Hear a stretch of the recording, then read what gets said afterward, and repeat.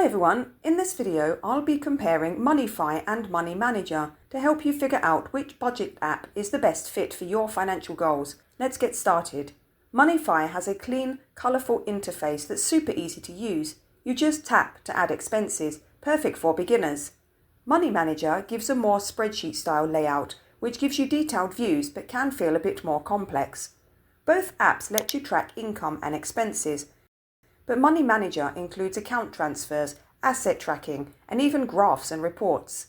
Moneyfy focuses on simplicity, offering quick entry, built-in calculator, and cloud sync. Moneyfy supports Google Drive or Dropbox backup, so your data stays safe.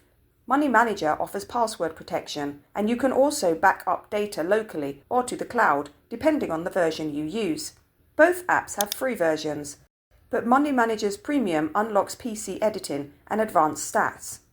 Moneyfy Pro gives more categories and budget customization, and it's a one-time purchase, no subscription needed.